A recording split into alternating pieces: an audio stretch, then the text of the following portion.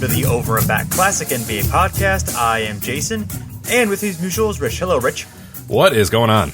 Not a whole lot. You know, it's exciting time in the NBA. We have a brand new entrant into the NBA Finals, a new franchise, a new city, a new country making its first appearance in the NBA Finals.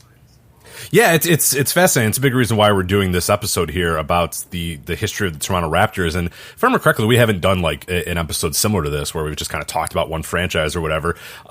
Because most franchises, the show would be very long because we'd have to be talking about them for many hours. But this franchise, of course, only began in 1995. But also because, as you said, it's the first time that the Toronto Raptors have made it to the NBA Finals. It's the first time that the NBA Finals had a game played in Canada, had played outside of the United States. So we thought it was worth it to kind of touch on them a little bit, how they got here, a little bit of their history, because it's a fun history as well. It's a short but a very newsworthy history of the Toronto Raptors. Oh, yeah, absolutely. Yeah, and it's cool that they are a franchise that in the last 5-6 years has really become like respected. Like people want to go to Toronto. In its very early times, there were lots of people who wanted to force their way out or didn't want to play in Canada, or that had kind of had the being a franchise people didn't want to play for. But that's not really the case anymore. I mean, they've really had just kind of moderate success up until this season, but obviously making the finals for the first time. But they still have become a team that's, I think, among the more respected organizations out there, and it's a cool city and all that good stuff. So it's nice for them to have, to turn the tide, to join the club of, of good franchises.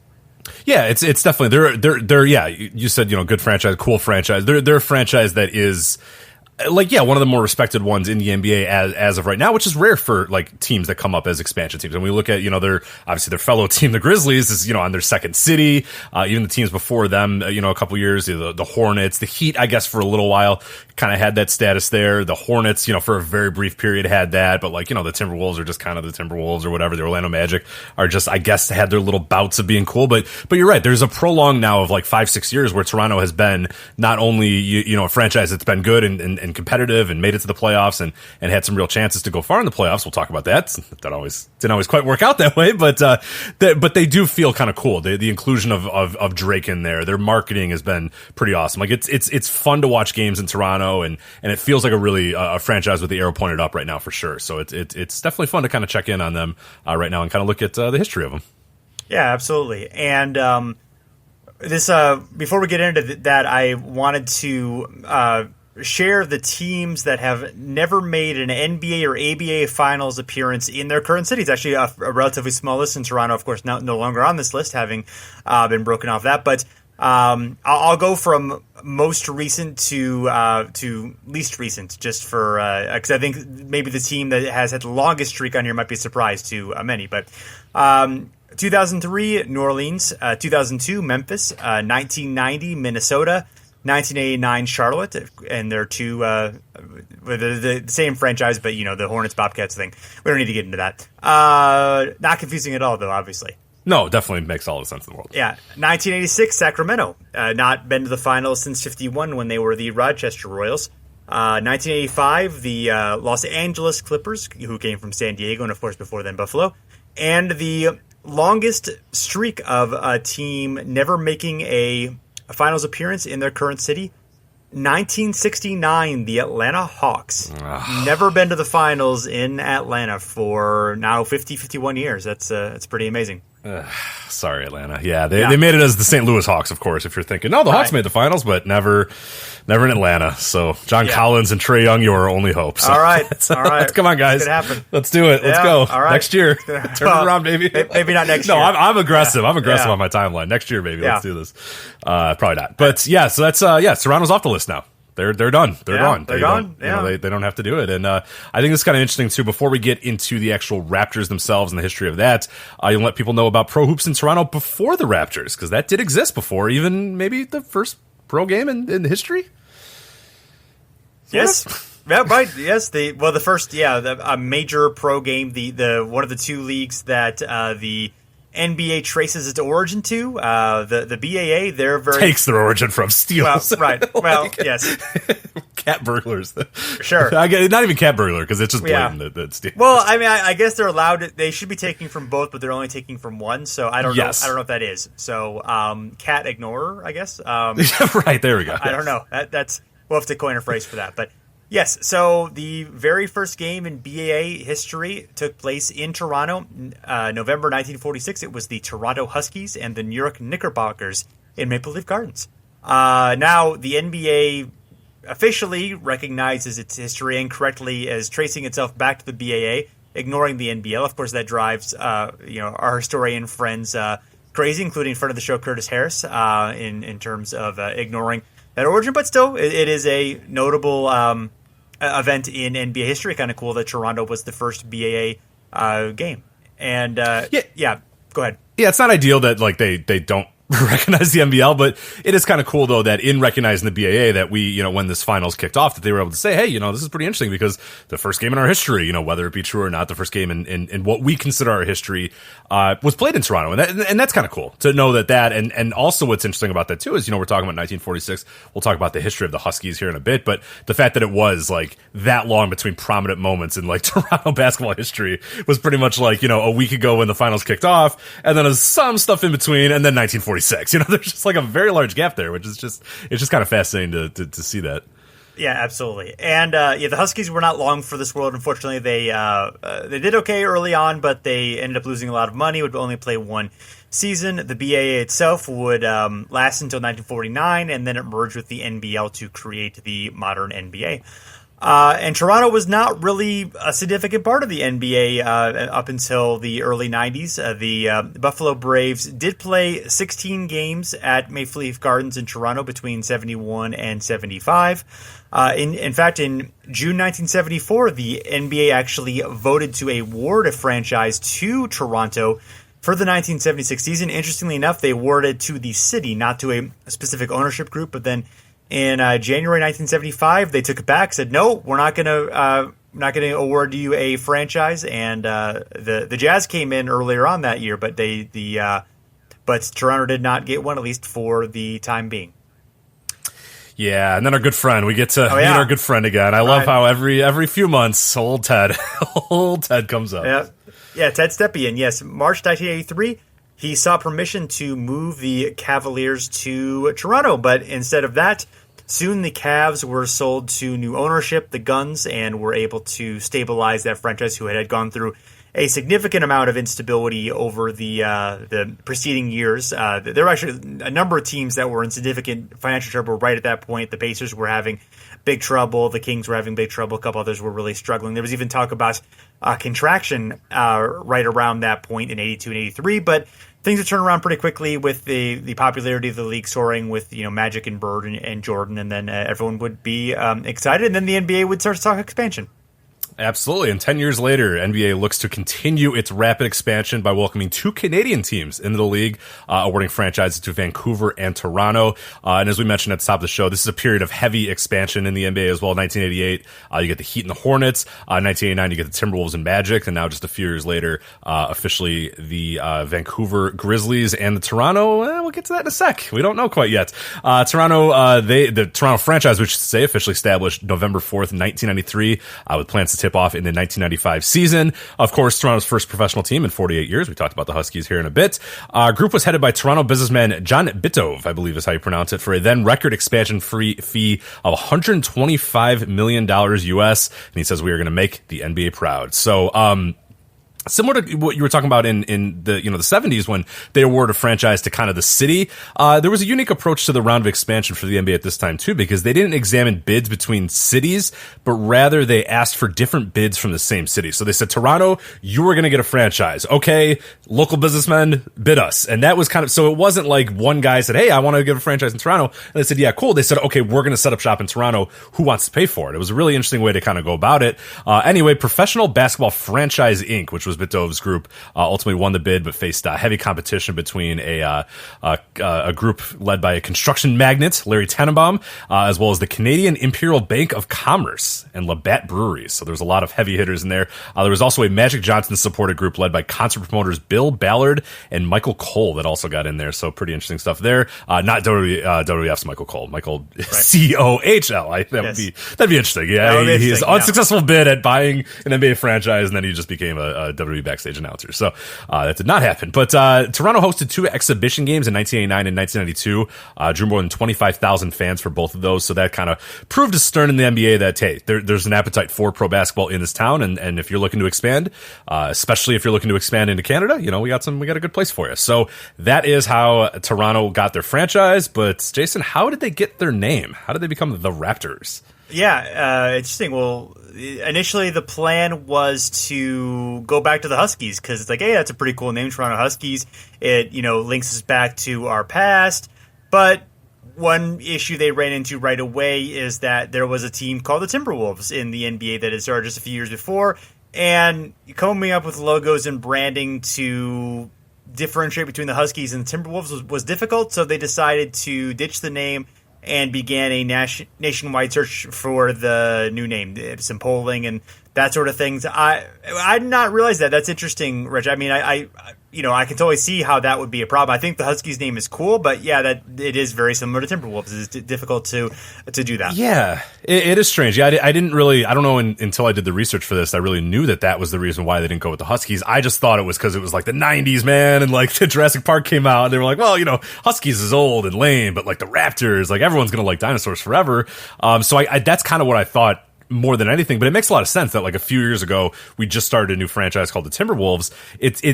And I get it. Like I think they should have probably went with the Huskies. Like if I were doing it, I probably would have went with the Huskies. I think there was enough ways that you could have differentiated the logos and all that sort of stuff. But I get it. Times were different. It was 1993. Yeah. Spielberg was on top of the world. Jurassic Park was everything. I get it. I understand. But in retrospect, I wish they had gone with the Huskies. But I've learned to love the Raptors. It's fine. Yeah, I actually like the Raptors. I think it's good. I think it works totally well, and I think it's different, and it links to the time, but it also, like I said, people love dinosaurs, so it's all good. Yes, so there were more than 2,000 different entries in the poll to name the team. The final test. Can you even imagine what 2,000 different names? I can't even. But yes, when you figure out this, when you read off these 10, and these are the best of the 10, I have to know what the other 199,000 or whatever was. Yes, but yeah.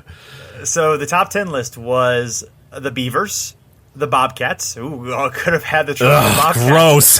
Gross. Can you imagine, Jason? Can you even fathom having an NBA franchise and naming them the Bobcats?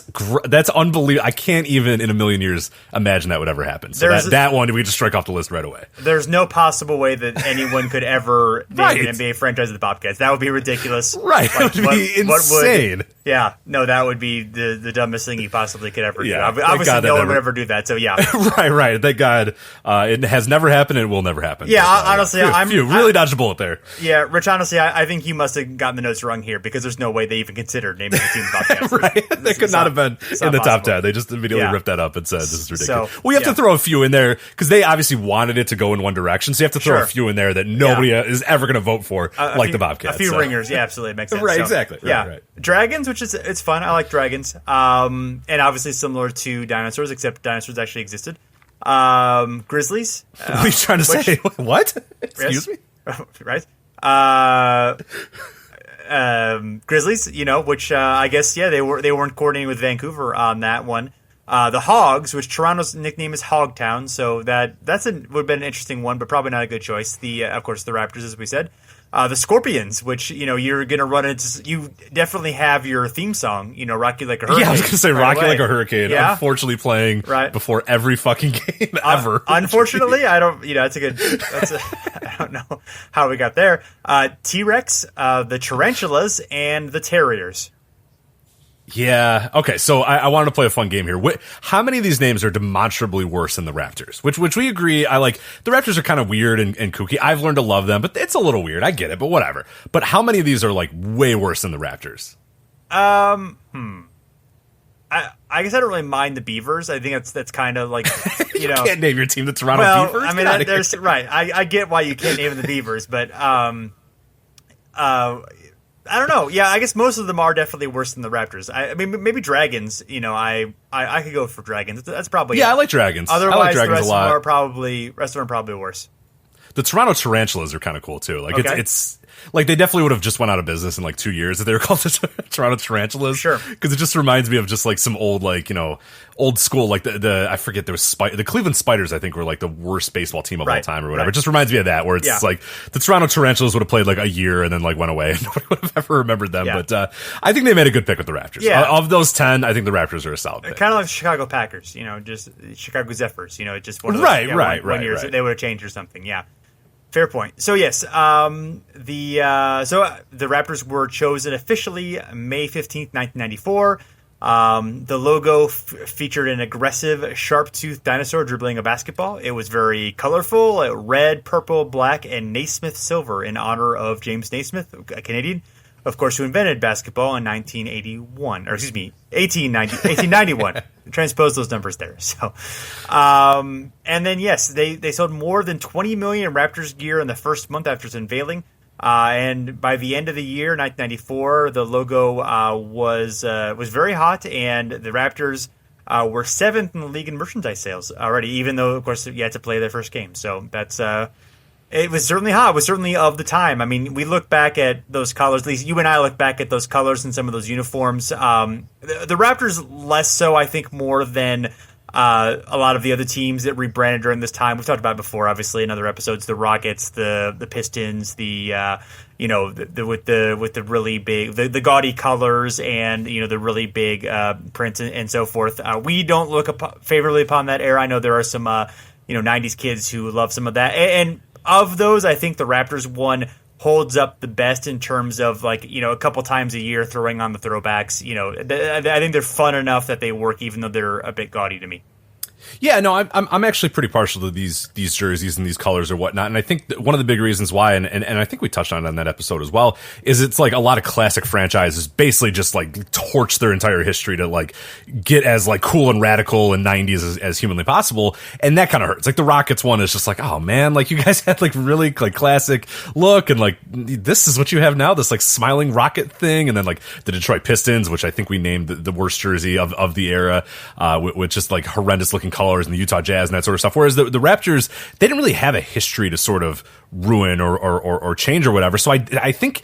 And I think they didn't really do any harm to their franchise history or their franchise to storytelling or any of that sort of stuff. It's like perfectly worked with that franchise at the time, and it perfectly worked at the time as well. 1993, 1994, 1995, purple, a dinosaur. I mean, it all works. It's exactly of its time, and I think it just in more ways than a lot of those other jerseys, it really encapsulated what that era was, and I think in a lot of ways had become kind of timeless. It became kind of a time capsule for the mid 90s in a lot of ways. So I'm pro these jerseys and these logos and all that sort of stuff. I like them. They're okay. The pinstripes, they could have done without the pinstripes, but that's fine. Everybody makes a few mistakes. But I think they kind of, what they did, kind of before they moved to the red, I think they basically nailed what I would have done with those jerseys, which the purple was fine, a little bit of red, the black was kind of cool, and then, I think I'm pro Raptors jerseys of the mid-90s for sure.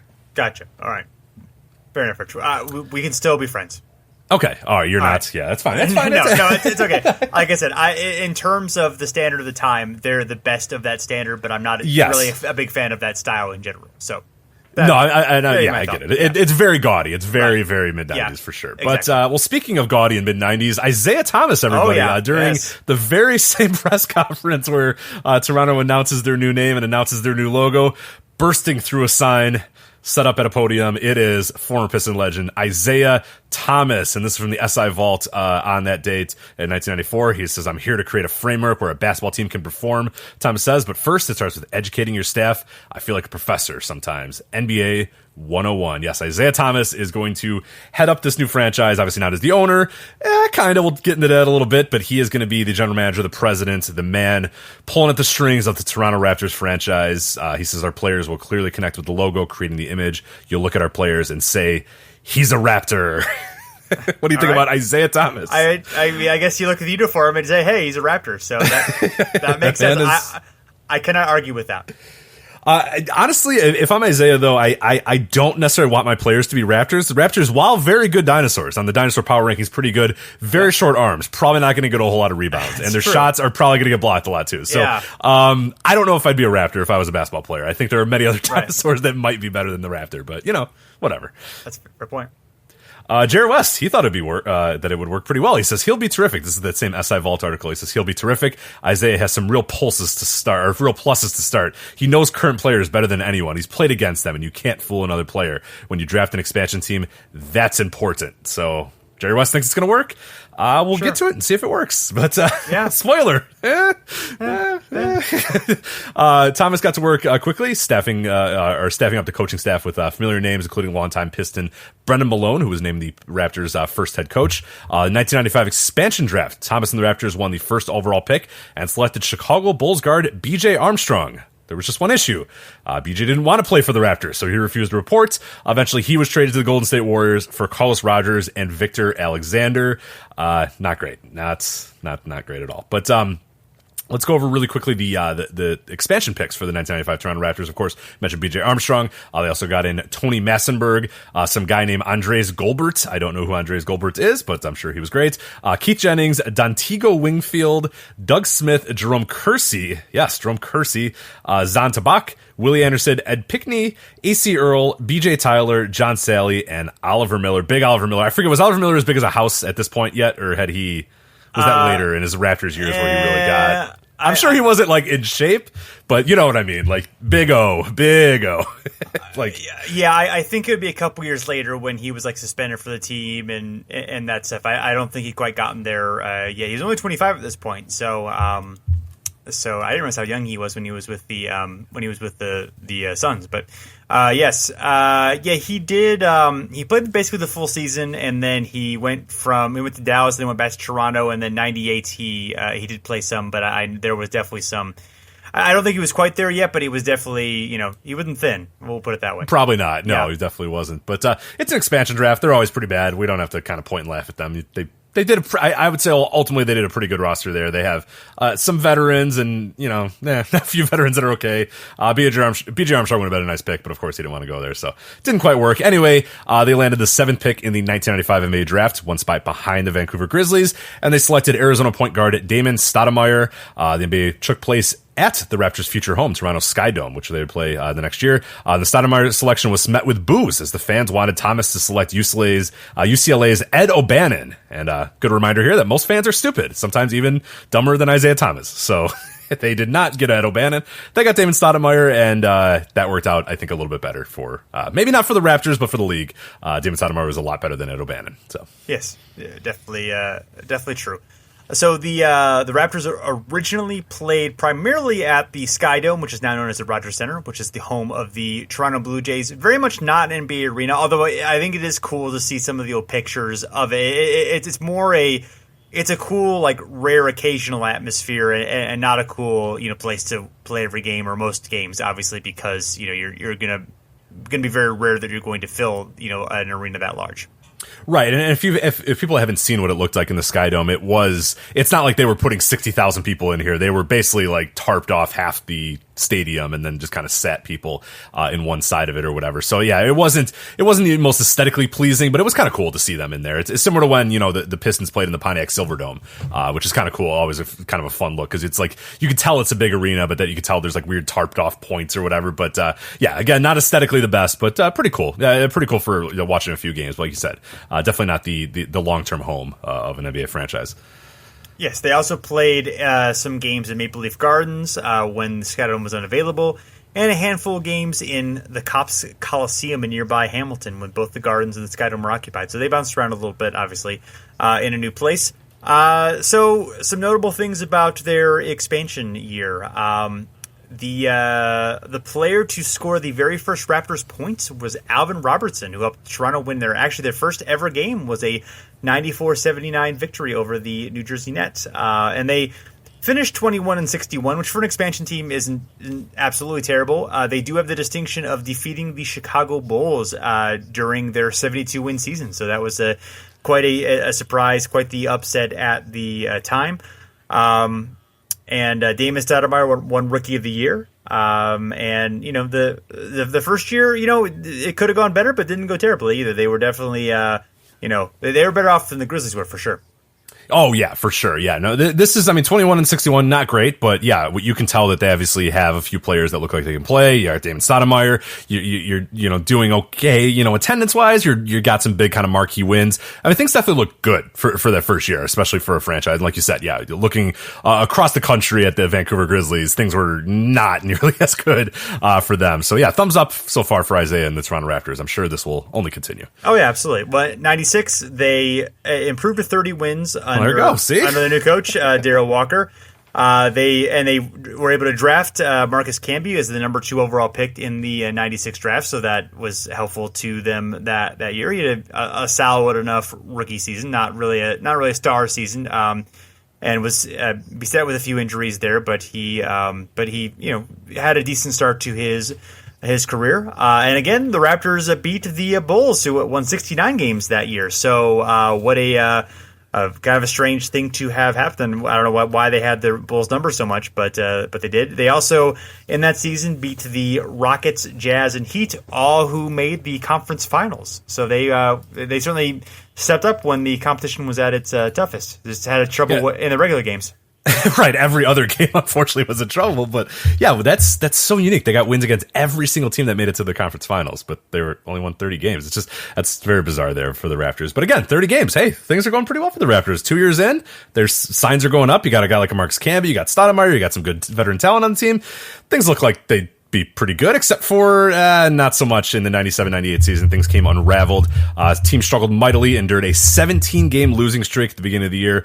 Walker was ousted in favor of Butch Carter, but there was more turmoil on top. Alan Slate, who became the new owner of the team the year prior due to some reasons. So I'll go over this really quickly. It's a lot of just kind of like rich dudes, arguing over rich dude things. But Alan Slate, who became the new owner the prior year, and Bitov, who we mentioned before, they disagreed on the Raptors' new arena. Bitov wanted a basketball-specific arena, so an arena just for the Raptors, while Slate felt they needed to build an arena with the blessing of the Toronto Maple Leafs, thus having the Maple Leafs become the senior tenant and then share games between those two teams, whereas Bitov wanted an arena just for the Raptors. Slate knew that the Toronto Maple Leafs were going to build an arena themselves and said, we don't need two big arenas. Why don't we just share with them? So they got into a big argument. Slate then invoked a shotgun clause, forcing a 60-day limit for one of the owners to buy the other one out. Slate then bought Bitov out and became the primary team owner. But that turmoil would continue into 1998 when Isiah Thomas, who owned 9% of the team, attempted to execute a letter of intent to purchase the team. Thomas cited that he would have had to risk his fortune to continue as part owner, and he wanted to become the full owner. That did not happen, of course. So then he did a press conference and said, "My pockets cannot support my emotions anymore." Slate, in the press conference announcing Thomas's resignation, said that management, said of management and ownership, there was a rift, and the rift has disappeared after today. So yes, not a lot of positive stuff with Isiah. Apparently, there was a lot of issues between Isiah and the other owners, and this was kind of a long time coming for this breakup to happen. But as far as the players, the actual Raptors that would go on the court and play basketball, they responded pretty poorly to Thomas's ouster. Number 1 draft pick Damon Stoudemire demanded a trade. In February, he was shipped to Portland for Kenny Anderson, Alvin Williams, Gary Trent, and draft picks. But unfortunately, what would become a trend for Toronto's early history, Kenny Anderson did not want to report to Toronto, so Toronto had to trade him to the Celtics for Chauncey Billups, D. Brown, Roy Rogers, and John Thomas. Raptors ended the season a dismal 16-66. They were the NBA's youngest team, with 5 rookies that year, including Chauncey Billups, who was traded in his rookie year. And then Tracy McGrady, obviously the high scorer who they drafted this year as well, still rookie. This is a franchise low -8.33 SRS this year too. This was about as bad as it was going to get ever for the Raptors. But yeah, a lot of issues in terms of ownership and in terms of players. They lose Stoudemire. Nobody really seems happy, and yeah, things are not looking good for Toronto. Yeah, it is funny that they had Billups and McGrady together for on that team. Obviously, both did not last particularly long in Toronto, but obviously there was a young talent that they were going to be able to build upon there, and things started to look up once they got a change of ownership. Maple Leaf Gardens Limited, the owner of the Maple Leafs, purchased the team and the arena the team was building, the Air Canada Center. And then in the 98 draft, the Raptors, they selected Antoine Jameson 4th, and they traded him to the Golden State Warriors for the 5th overall pick, Vince Carter. and bringing in, of course, Vince Carter would definitely change the fortunes of the franchise. And they also decided to bring in some veterans to kind of try to turn the ship around. They traded Marcus Camby to the Knicks for Charles Oakley, who brought some toughness and some rebounding and stuff, even though Oakley was definitely more toward the end of his career. They also acquired Kevin Willis, who just had a really strong season with the Rockets, also an older player. So, I mean, the Camby for Oakley trade, it seems like a bad modern trade, but it certainly paid some short-term dividends for the Raptors, and it's not as though like they were trading away a Hall of Fame player. I mean, they were trading away, a solid contributor who could help them. But I kind of get the trade, and maybe it's not quite as bad as it looks on paper. Yeah, no, I tend to agree as well. I think it's just an interesting question because you would say like, hey, we're going to trade, second-year player Marcus Camby for 35-year-old Charles Oakley. But then like, on its face, you'd say that's ridiculous. It's a terrible trade. But as you mentioned a little bit earlier, Marcus Camby was battling through some injuries. He had some knee issues. And those didn't stop when he went to New York either. I mean, it really wasn't until he left New York and started kind of doing some stuff in Denver. And then obviously his later career where Marcus Camby was a reliable player, a guy that would be out there, and help teams, make playoff runs and do all that sort of stuff with Rockets and a bunch of other teams. Like that's really when Marcus Camby became what we know of him now. But like you said, he's not like this unbelievable all-star, unbelievable Hall of Fame or whatever. He's just like a solid role player. At the time though, it does seem kind of weird that like your second overall pick from 2 years ago, you're going to trade for Charles Oakley. But yeah, at the time Oakley was really good, and we'll talk about it in a bit. He helped the Raptors a ton. Like that's what that team needed more than anything. They didn't need more young players. They needed kind of old school, tough veteran guys, and that's exactly what Oakley and to an extent too Kevin Willis brought them.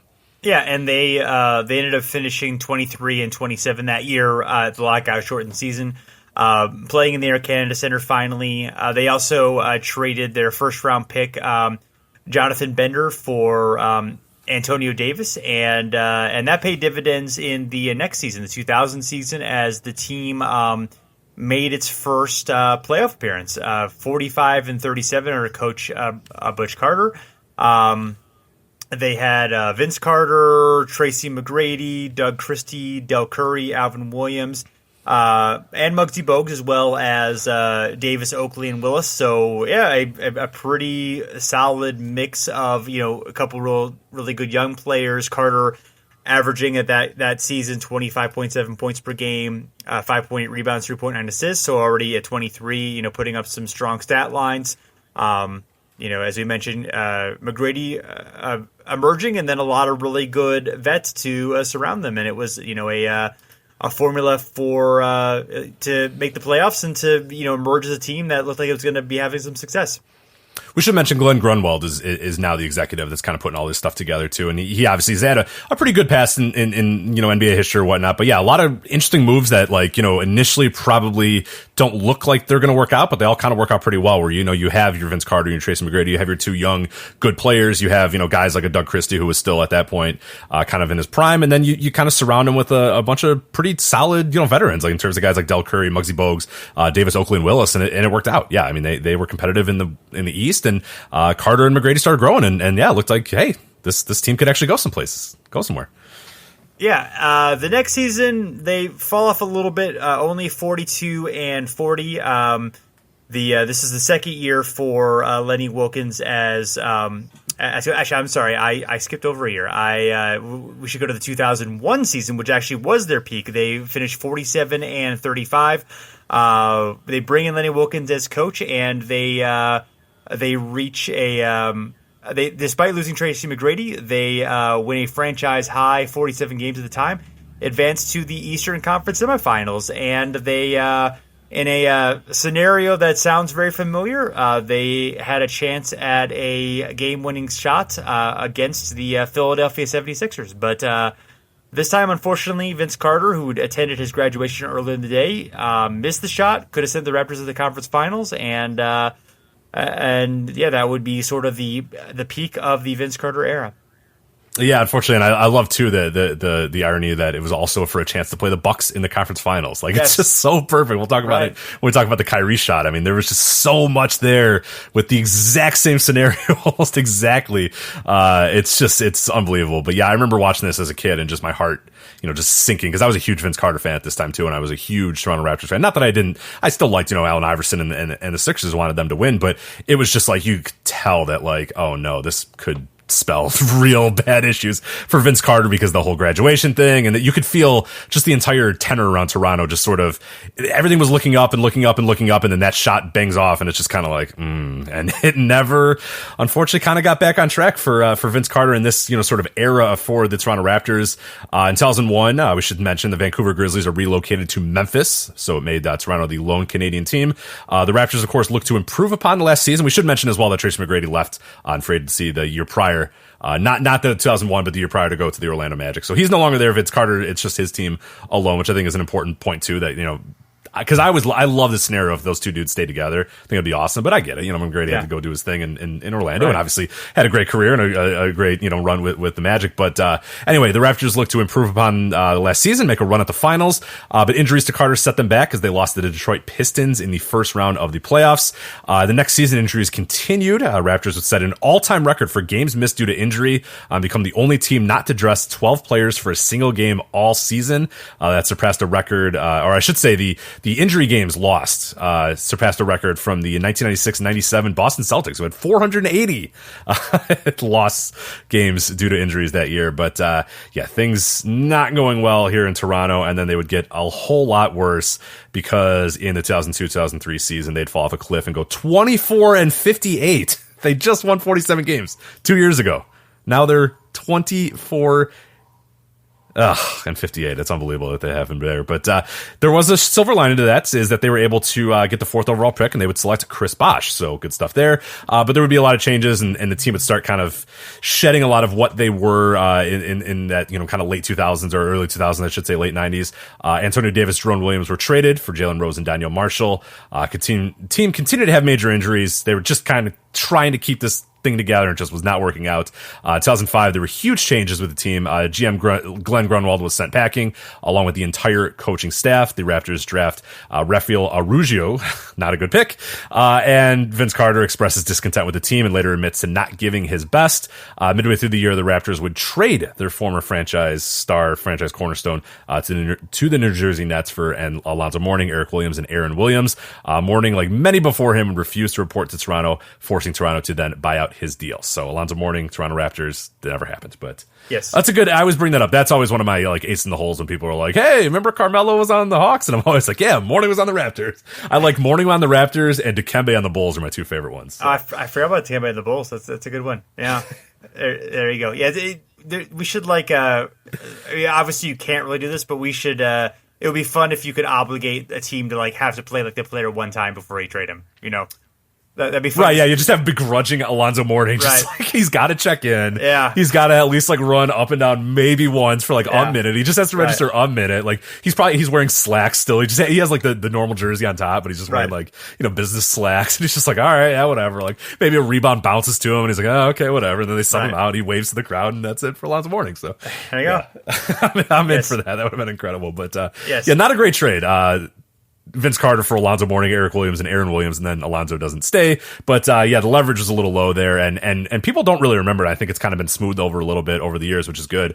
But this was a contentious breakup here. Vince Carter basically said, I'm not really playing very hard, or I'm not playing through injuries. The Toronto people, they were over him, and they kind of lost all faith. I mean, this was as ugly a breakup as you can get, and that's a big reason why they had no leverage. Is everybody knew that they needed to trade Vince Carter because Vince wasn't going to be able to stay there, and they knew that they could just kind of give whatever deal and the net and the Raptors would have to take it. So good on the Nets for offering that deal. But yeah, the Nets lost absolutely nothing in that trade whatsoever in acquiring Carter. Yeah, absolutely. Yeah, they got basically nothing out of that, and that was. They did get a couple first-round picks out of that, although they were Joey Graham and Ronaldo Balkman, who never even played for the for the Raptors. So not really ideal there. But and this was at the point that Rob Babcock was the general manager of the team. So that was, of course, we mentioned that they'd gone from Glenrod to Babcock. Sam Mitchell, now the coach of the team. And some rough moves there. Obviously, they're in a bad position with the Carter discontent and so forth. But things look up a little bit as they were able to, because of being so bad, they were able to draft a up-and-coming star in Chris Bosh, who would soon become the new franchise player for the team, but there were definitely some growing pains over that time. I think 2006 is best known for the Raptors becoming a part of history. Not history you want to become a part of, because they gave up 81 points to Kobe Bryant in a game. So, of course, the most points that have been scored since the 100-point game in 1962. Historic NBA event, of course.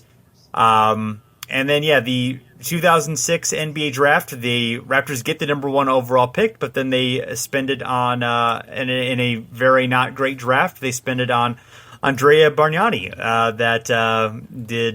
He seemed like he'd be okay at first, maybe not great, but solid enough, but definitely did not end up paying dividends for them. No, he had like 1 or 2 years where it was like, oh, okay, this guy kind of figured it out, and then he didn't really. He didn't figure it out whatsoever. Fell apart, but one franchise thought that he would eventually figure it out, but we'll get to them here in a little bit. They are you can always rely on the old Knicks to not quite know what's going on. So good for them. But this is not a great draft and not a great pick. But I mean, so number 2, I'm just kind of looking at this draft. I mean, this is historically draft here. Bargnani goes number 1, LaMarcus Aldridge number 2, Adam Morrison number 3, Tyrese Thomas number 4, Sheldon Williams number 5. I'm sorry, Jason. I'm sorry, I have to do this. Brandon Roy number 6, who ended up being pretty damn good there. Rajon Rondo, Rudy Gay, Rajon Rondo at 21st, Kyle Lowry, we'll talk about, of course, here in a bit, number 24th pick. Paul Millsap, though, I love that the best player, second round, 47th pick is Paul Millsap. So I could name 1,000 dudes that just stunk that were drafted before that, and then it's just I just love Paul Millsap being second round, 47th pick, and he's far and away the best guy on there. You got Cedric Simmons, Hilton Armstrong, Patrick O'Brien. Who are these men? What the hell? Not ideal. Maurice Ager, Marty Collins. That's another Isaiah pick there, Marty Collins. But okay, Collins, I need to close it. I need to close the 2006 draft. Probably good. But 2007 was a good year for the Raptors. They finished 47-35. Bosh was emerging as a star, was voted as a starter in the All-Star game, in fact. Sam Mitchell won Coach of the Year. Brian Colangelo was brought in as general manager, and he won Executive of the Year. The Raptors would indeed fall in the first round to the Vince Carter-led New Jersey Nets. So, but things are looking up a little bit for the old Raptors. They are, it stinks to kind of lose to Vince and his new team, but it's all right. They're on their own path now. That was a relationship that probably had to get broken up, but things are improving for the Raptors for sure. Sure. Yeah, the next year they do fall to 41-41. Bosh misses some games with injuries and such. Jose Calderon emerges as a nice player for the Raptors. They did make the playoffs, but they were bounced quickly by the Orlando Magic in the first round, 4-1. Then the Raptors try to shake things up a little bit by acquiring 6-time All-Star Jermaine O'Neal in a trade with the Pacers, but doesn't really do all that much. They were 21-34 in the All-Star break, and Sam Mitchell fired, and O'Neal, along with Jamario Moon, was sent to Miami for Sean Marion. So you kind of forget about the Sean Marion Raptors era. I do, yeah. I forget about the Jermaine O'Neal era, and I forget about the Sean Marion one as well. I think we had an episode a few months ago where I think I dug up some fact about Jermaine O'Neal and the Raptors, and I don't think it's real. I really still don't think it's real. The research shows there are pictures. I guess there's video. I still don't think it's real that Jermaine O'Neal was ever a Raptor, but apparently he was. And also now you're telling me that Sean Marion was also a Raptor when that clearly didn't happen. You cannot show me any proof that happened. It just didn't. There's no way. 27 games is a Raptor, in fact. No, you're making it up. Where are you getting this information? Basketball Reference is that site's garbage. They don't have anything. We love Basketball Reference. I'm lying, but this is a weird turmoil. It's just weird. They're just trying to throw things at a wall and see what the hell sticks, and not much was sticking at this time, unfortunately, in terms of player acquisitions and second guys to kind of go side by side with Bosh. Just nobody seemed to really kind of click. Yeah, and they just had a hard time really getting. Calderon was pretty good, but he was just a solid guard. and they would, and Bosh was obviously the star, but they really you kind of had a rotating cast of guys. Bargnani didn't really develop like they were hoping. In 2010 they brought in just some other guys, some guys who they thought might be able to lead them to some success. They signed Hida Turkoglu as a free agent, which was a big money deal at the time. He, of course, was great with the Raptors, but didn't really work out that well in Toronto. They Jared Jack, and they did draft, and I'd forgotten all about this. They drafted DeMar DeRozan that year, so DeMar DeRozan did play a season with Chris Bosh. I completely forgot that. I did too, yeah, until I did the research. I guess I never realized how long DeMar DeRozan was on that team, and obviously we'll talk about this season and how he's obviously not on the team anymore. But I really did not think that they crossed over. I always thought that Bosh left, and that was the year that they drafted DeMar DeRozan. But yeah, it's not the case. So that's pretty interesting too. I'd love to kind of go back and watch some video of those two guys trying to coexist. But at that point, DeRozan was like as raw. I think he was still 19 years old or something like that. He was super, super young. So, but definitely a little interesting. But all this is trying to get Bosh to hopefully stay and for the team to get good, because Bosh is in his contract year. Things have not gone very well in Toronto. And all steam ahead to try to get one last winning season and try to convince Bosh, please don't go. Please stay in Toronto. And I don't know. Did it work? I don't think it did. No, not particularly. No. In fact, and that, of course, that year the Raptors finished 40-42, did not make the playoffs, and Bosh missed the last portion of the year because of injury. And then 2011, it's a whole new era for the Raptors as Chris Bosh heads to Miami. Yes, of course, yeah. Things did not work out. He moves to Miami. This is kind of the talk of the NBA at the beginning of the 2011 season. The legendary free agent clash. You got Chris Bosh, you got LeBron James, Dwayne Wade, Amari Stoudemire, and I have to include Carlos Boozer, because the Bulls, hey, you know what? They didn't get any of those guys, but goddamn it, they got Carlos Boozer, so it's going to work out very well. So I'm adding him to that list, goddamn it. But it was definitely he was definitely crap. All right, well, Carlos Boozer. Okay, fine, whatever. As we know, Bosh would leave the Raptors, join up with Wade and LeBron in Miami. Amari Stoudemire would, of course, go to the Knicks. Predictably, this would make the Raptors struggle mightily. They would win only 22 games that year. Prior to the next season, Dwayne Casey, a former Mavericks assistant, became the head coach. And the Raptors began the rebuild.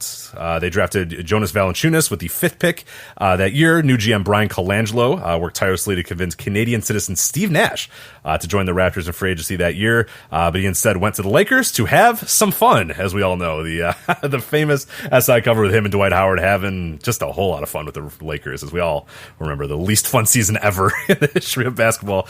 But in his own words, I was actually kind of surprised at how close, in Steve Nash says he was there. I found a Toronto Sun article from that offseason. He says I was very close because it appeared that they were going to be an option long before free agency started. So I got my head around that, and I was comfortable with and happy with the opportunity to play in Toronto. But when this opportunity with the Lakers became a reality, I couldn't pass it up. So did not happen with Nash going to Toronto. That's okay though, because Colangelo sets his sights on his number 2 target, Kyle Lowry, and this would be a move that would come to kind of redefine the Raptors franchise, even though at the time it probably didn't feel like it would whatsoever. Because Lowry had bounced around a little bit during his early NBA career. Of course, started with the Memphis Grizzlies, then went over to the Houston Rockets, and now he'd be going to Toronto for a future first-round pick. But at this time, he definitely is not a guy that anybody, I think, thinks that is any sort of long-term option or semi-star or second star or really anybody to build around. Just kind of a guy to have on your roster is kind of what Kyle Lowry was at that time. But as we'd come to find that he'd be a pretty important part of the Raptors still to this day. Also, January 2013, the next season, Colangelo makes another huge move. He acquires Memphis Grizzlies star Rudy Gay. Raptors finish 34-48, but for the first time in a while, there seemed like there might be some hope and direction. You got Rudy Gay, you got DeMar DeRozan, you got Kyle Lowry, so they have a lot of guys taking a lot of shots, but the winning hasn't quite happened yet, but that'd be coming pretty soon. Yeah, definitely coming pretty soon. I want to take this back to 2011 just very briefly and note that Peja Stojakovic played 2 games for the Raptors during this season. I think was traded from the Hornets and then played 2 games before being released and ended up going to the Mavericks and doing some things. Playing a huge role, yes. Huge role in their finals win. Yeah, that's wow, man. A lot of men spent very little time in Toronto. That is, yes. I'll be honest, I did not know about the Peja Stojakovic Toronto Raptors. I'm gonna look it up right now. Yeah, we should get a jersey. Someone should send us a jersey. Yeah, exactly. Yeah, there you go. one of us, I guess, we could share the jersey. We could keep it, every other week or something. We mail it, or we'll figure out some sort of custody situation for the. Sure. Oh yeah, that's good. Jersey, okay, so I have found there is a picture of him wearing a Raptors jersey, so right, you were nice. not lying. So thank you. Yes. Nice. I always got to test you with these Raptors things. Right. You tried to scoot that Sean Marion one past me, and I caught you on that one. You did. That's true. Yeah, I mean, you tried to tell me that there might be a team called the Bobcats. And I did do that earlier. I did. Yeah, Yeah, I'm sorry. So we're all lying. I think this relationship has gotten a little. We need to get back to really grounding ourselves in truth here. But for the rest of the show, no more lies. Okay. All right, no more lies. No more lies. The lie ends now. Yes. So yeah, the 2013 season, Raptors are 34 and 38, but things again looking up. Dwayne Casey is the coach, and then 2014, new leadership comes in as Messiah Ujiri becomes the executive, and it seems at the time like he's going to just kind of completely clean house. One thing he does pretty immediately is trades Andrea Bargnani to the Knicks for Marcus Camby and others, Steve Novak, Quentin Richardson, and then a first-round pick and 2 second-round picks. I'm assuming Camby ended up being bought out. He did not have a second stint with the Raptors. I couldn't find exactly. Yeah. Okay, so he definitely got bought out. Okay.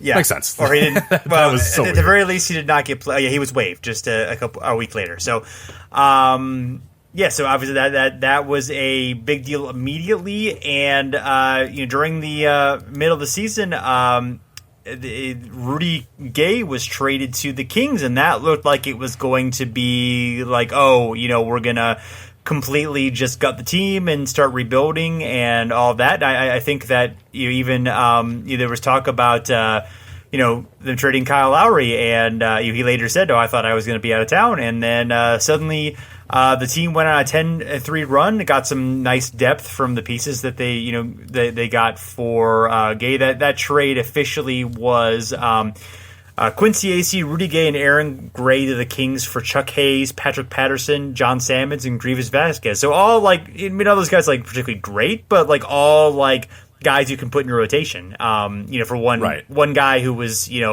kind of he was not a star, but using possessions like a star, shot like he was a star. Right. That's this was. I remember this being a very famous sort of separation between kind of old school and new school fans. New school fans were like, oh, dude, trading Rudy Gay is going to help this team so much, and people that just sort of at that time looked at points per game and stuff like that were like, oh no, Rudy Gay scoring because he was a prolific scorer at that time, but the problem was he took up 30 shots to score 21 points or whatever. So it wasn't so everybody that knew their stuff, and your Zach Lowe types and the guys that were really in real deep into kind of numbers and stats and kind of learning a little bit more about the game, all looked at that trade of oh, dude, no, the Raptors are going to get better. And I remember there being arguments, throwing arguments about it, because there was no way, you're trading a 20 point per game scorer, there's no way for a bunch of, as you said, role players. But again, those role players don't take a bunch of 18 footers. So it ended up actually helping their depth tremendously. And they went on just an incredible tear after Rudy Gay left. Yeah, and they were 28 and 24 at the All-Star break. DeRozan became the 4th Raptor to make the All-Star game. The team ended up going 42 and 22 after the trade. They won the division for the first time since 2007. Broke the franchise record for wins with 48. And then they had a tough playoff series against the Brooklyn Nets, which was the first year of the Paul Pierce, Kevin Garnett era. Nets, I believe that series went 7 games for them, so a tough loss. But again, things looking good for the future for the team. In 2015, things start to click. They go on their best start in history, 24-8, and they would win 49 games that season. But as it become a theme, struggled in the playoffs as they were swept in the first round by the Washington Wizards. I can't believe the Washington Wizards used to be a competent team. It's I was reading that. I was like, what? No way. They've been bad for a decade. There's no way they were good enough to sweep a good Raptors team in the first round of the playoffs. There's just no chance. But I guess it happened. So the Paul Pierce year for the. Oh right. Oh yeah. I love that. Actually, I love that Wizards team. I love old man Pierce just out there doing work. Yeah. That was the one time where Paul Pierce was accepted unacceptable. All the Yeah, other I hate times Paul Pierce. He's like one of my least favorite players of all time, but I fucking loved him on the Wizards. He was so great. Yeah, I don't know why, but that was the one year where it was okay. Well, until they started playing the Hawks, that was then it was not. Then I turned against him. But anyway, it was weird because the Wizards and the Raptors, I think, were basically like it kind of seemed like they were on similar timetables because they both had really good backcourts. It seemed like they were both kind of competing to be the next team that would emerge in the East. We didn't know LeBron was going to go to the Cavs yet. That kind of, or I guess at this point he had gone to the Cavs, but it was kind of like, okay, who's the heir apparent, to LeBron in the East, and those teams seemed like they would do it, and the Wizards seemed like they had more upside, and then they just kind of fell apart, and the Raptors obviously keep chugging along. For sure, yeah. Then next season, though, 2016, Toronto finally reached the 50-win mark. They won 56-26 in the season. They pushed the Pacers to 7 games, or the Pacers, I should say, pushed them to 7 games in the opening round, which was, I remember at the time, very like, oh no, not again. Like, please beat the Pacers in the first round. They did. They won their first playoff series in 15 years. They do battle with the Miami Heat. They defeat them, and then they would go to their first ever conference finals. There, unfortunately, they would face LeBron James and the Cavaliers, losing in 6 games. So, but they had made it farther. They made it to the conference finals. So, hey, things are definitely, as you said, the next step now is beating the Cavs, make it to the finals. 2017, they get ready to do that. They retool a little bit for the playoff run. They acquired PJ Tucker and Serge Ibaka. The Raptors would once again cruise in the playoffs, easily defeat the Milwaukee Bucks in the first round, 4-2, before once again falling to the Cavaliers, this time in the second round in a sweep. 4-0 Raptors out of there. And yeah, that was kind of, I remember a little bit of a reckoning of like, okay, what's going on, guys? Like, is this team ever going to get over the hump? And to Masai Ujiri's credit, like, he kept it mostly together. We'll talk about it, in what would happen, in another year or so. But it's kind of interesting because after so many failures, it's shocking that they didn't just say, what, screw it, everyone's gone, we're retooling this, we're rebuilding this. But they stuck with it, so it's pretty cool. Yeah, and they had they changed things around a little bit. I mean, they brought in DeMar Caro for some depth, and unfortunately, he dealt with some injuries. Valanciunas had come in as, kind of the young emerging big man. Corey Joseph, they got Patrick Patterson in that trade. They got Terrence Ross from, they drafted him and developed him, Bismack Biyombo. They were nice. They were good at acquiring, good talent and, getting them to fit in. Some moves didn't work out, like, bringing Anthony Bennett for 19 games in the 2016 season, or the Jared Sullinger era in 2017, obviously. as we always define it, the Jared Sullinger era. Yeah, right. I forget. Yes, exactly. So they weren't all winners, but for the most part, obviously pushing the right buttons and getting some, and getting the right pieces to surround DeRozan and Lowry, and guys obviously would leave them for agents here have bigger money, but landing on some of those young players, Norm Powell. All those guys. They're not all home runs, but you hit enough, singles and doubles, with Siakam, Van Fleet. I mean, all those guys were not, none of those guys were really like hugely heralded guys, but they made exactly the right moves to kind of get pieces around, their top guys and made everything work. Despite obviously, I mean, really the problem with the Raptors is they couldn't beat LeBron, which is like, it's hard to do. Yeah. And they seemed not many have. Yeah. Yeah. I mean, and they seemed especially unsuited to do it, I guess, but still, like, that's not, that's not a huge failing. I mean, they played really well. They had some really good teams. They had some teams that, I'm sure the fans were proud of despite the, postseason disappointments. Absolutely, yeah. 2018, we should say, once again, played well throughout the regular season, set the franchise record with 59 wins. Also the franchise record in SRS with 7.29. In the playoffs, they dispatched the Wizards in 6 games, but once again fell to the Cavaliers in the second round. Another sweep, and they were the first number 1 seed to get swept before the conference finals since the unfortunate 1969 Baltimore Bullets. So that was kind of it for things, as we said. They'd kept everything kind of together, kind of retooled around the fringes. That was it, though. Changes around the horizon. Coach of the year that year, Dwayne Casey, was let go. Assistant Nick Nurse was promoted to replace Dwayne Casey. And Masai Ujiri made a little trade in the offseason with the old San Antonio Spurs. Wouldn't you say, Jason? Yes, I would say. Kawhi Leonard and Danny Green brought in for DeMar DeRozan and Jakob Poeltl. From the Spurs, of course, Kawhi had his relationship with the Spurs had soured, had dealt with injuries, demanded a trade. Initially, it was reported that he did not at all want to go to Toronto, but he ended up, of course, suiting up for them for the season. The team got off to a hot start, were 6-0, and also had the best start in their history with 16-4 record within 20 games. So, already, things looked good at the beginning. But they, decided not to just kind of keep the team together. They made some moves, including a big one to bring in Marc Gasol for Jonas Valanciunas, DeLon Wright, and C.J. Miles to get, someone who's really experienced, a great passer, to get a big man who really seemed to fit.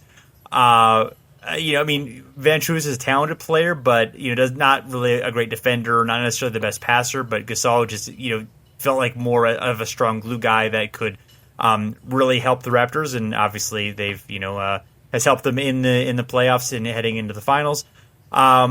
And Leonard there were some injury concern, or certainly some resting that went on, more than 20 games that he rested in the season. The Raptors did finish the regular season second best record in the East, and in the whole league, in fact, behind the Milwaukee Bucks. And they pretty easily dispatched the Orlando Magic in the first round. The second round, we alluded to it earlier, but as it happened in 2001, they faced the 76ers in a 7-game series. The closing seconds of Game 7 with the game tied. Kawhi Leonard shot a huge shot, 15-foot, as he's falling nearly out of bounds from the corner. It hits, and after 4 bounces, and lifts the Raptors to a 92-90 victory.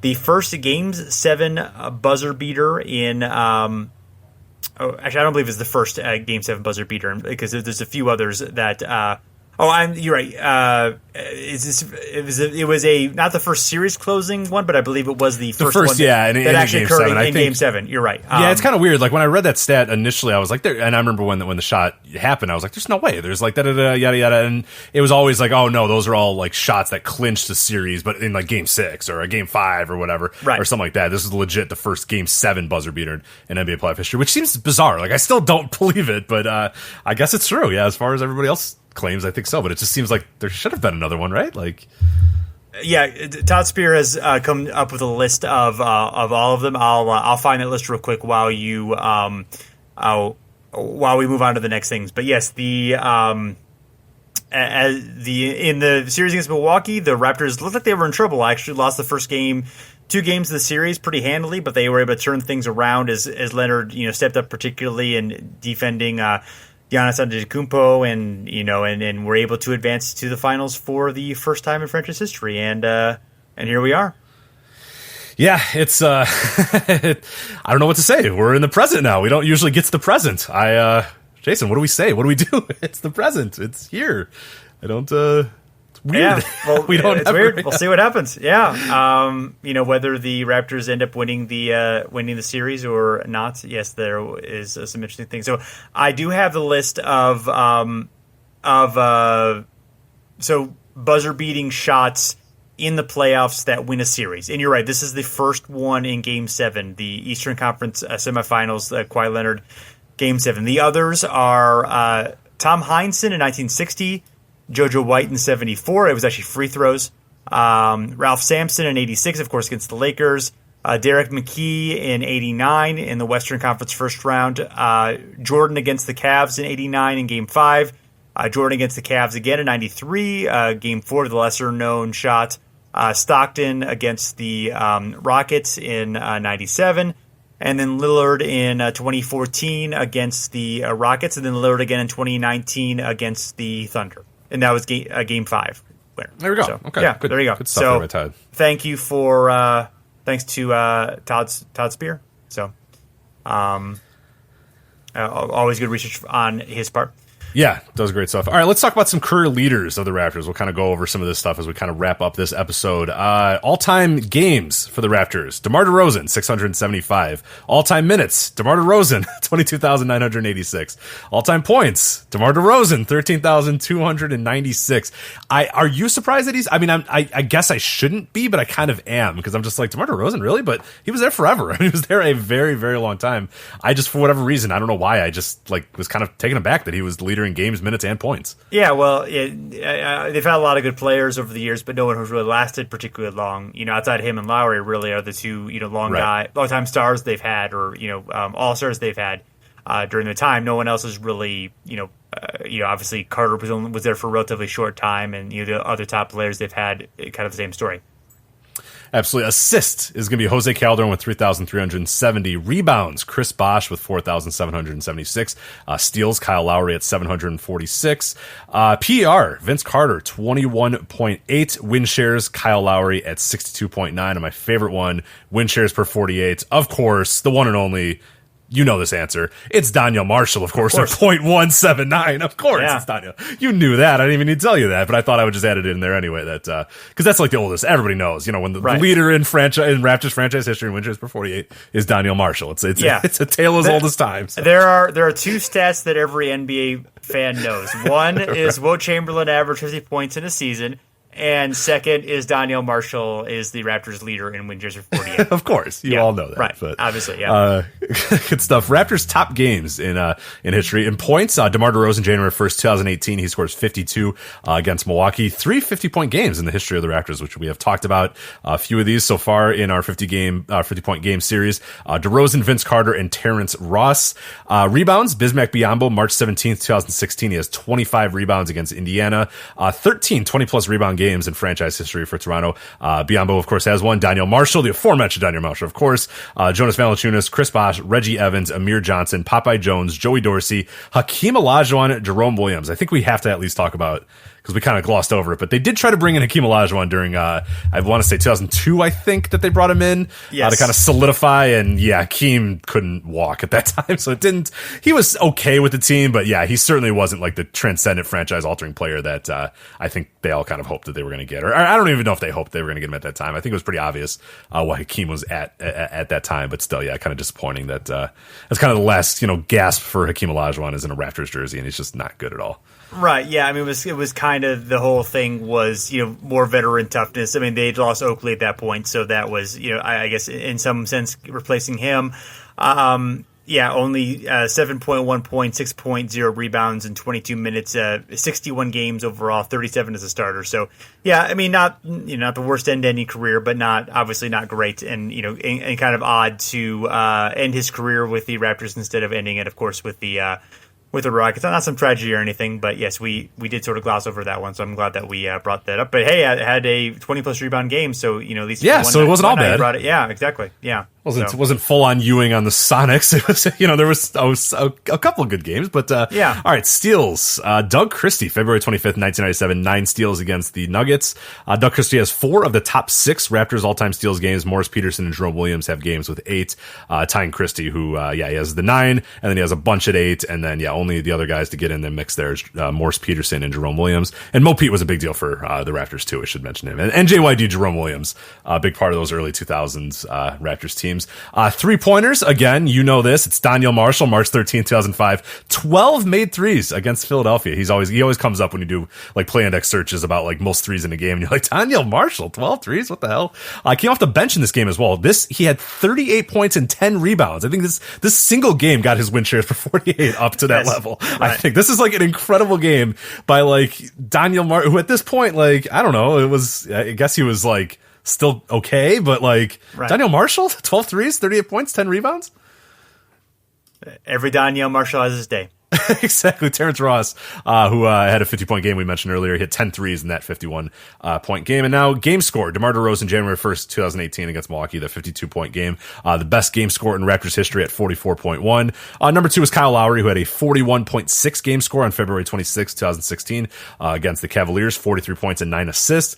Number 3 is Chris Bosh with 41 game score on November 18th, 2008 against Orlando. He had 40 points and 18 rebounds. Then the last one we'll mention here, Vince Carter comes in at 4th with with a 40.5 game score against Milwaukee on November 18th, 2000. He has 48 points and 10 rebounds in that game. So, yeah, that's kind of the best games in Raptors history, and a little bit of the career leaders. So a little fun stuff there to check out.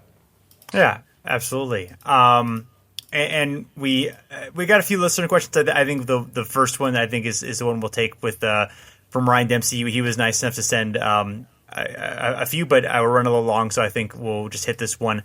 How important was Vince's slam dunk performance for the team and for the city? I think it was really important. Man, I think it's really, I think maybe more than anything else he did in Toronto, it's a thing that people remember. I mean, they obviously they had a couple successful seasons. They have the Vince has the missed shot people remember, and some of the bad vibes that came from the exit, as well as the good memories of his excellent play. But I think that the dunk contest is really the thing that put him on the map with most people. I think is a thing that he's always going to be remembered for, and I think it made the team into a cool team, outside of Canada, where before then it helped in that process. I think that was a kind of a short-term thing when he left. It wasn't cool, but I think they're on a more permanent path to, if not coolness, at least respectability now.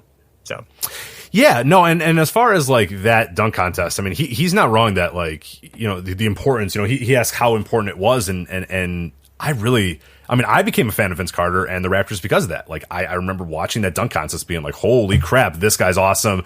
I need to know more about this guy. And the Raptors, I was still, kind of getting over the loss of Michael Jordan in Chicago and the breakup of the Bulls dynasty or whatever. So there was like a year where I didn't really care about the NBA and I was kind of sulking over it or whatnot. And then Vince Carter comes in that dunk contest, and I'm sure I'm not alone in that era too. I mean, I know Vince Carter was one of the best selling jerseys at the time. He became a superstar largely because of that dunk contest. And it seems kind of silly to people that might just be like, oh, come on, it's a dunk contest. But it really is. It's like a legendary performance of all time. It's the league that is really desperate for new stars, getting one that just kind of jumps out on All-Star weekend and just kind of shows himself out. And yeah, it absolutely was a huge deal, I think, for Vince, a huge deal for the Raptors, and a huge deal for the city too, because it I really think put Toronto Raptors on the map. Like, and it helped that it coincided with the team getting a little bit better as well. But yeah, Vince wins that dunk contest the next year. They're in the Eastern Conference semifinals. Vince is kind of the leader of that team. I mean, there was a period there where it felt like very much like what we talked about now with the Raptors, where it was like, okay, this is a team that's kind of the new fun team in this league. Like, this is a team that can really do some stuff here, and led by, a star. And obviously things didn't quite work out all that way, but no, I think it's tremendously important. And I know I'm not alone in terms of that being, one of the big deals. And I know that there is a Netflix. I don't know if you ever saw it, Jason. I remember watching it a few weeks ago, kind of getting ready for this episode, but the Carter Effect on Netflix kind of delves into Vince Carter and his impact on that franchise and the city or whatever. If you haven't had a chance, like I don't even know if I remember when it came out or whatnot. I just remember popping up one day and I'm like, why have I never seen this? Like, this is right up my alley. But it's called The Carter Effect on Netflix, and it's all about Vince Carter and the Toronto Raptors. And you see again, like, from interviews with people, and just like, it does a really good job of encapsulating just how important that dunk contest was for the franchise and for Vince. Absolutely, yeah. So. All right, well, hopefully everyone enjoyed this episode, and you can find us at thestepback@fansided.com. We are also on Twitter and Facebook at Over and Back NBA, and leave us a rating and review on Apple Podcasts or Stitcher or wherever you listen to your podcasts. We are there, and if we're not there, just let us know, and we'll try to get there. So anyway, thanks for listening, and we're back again soon.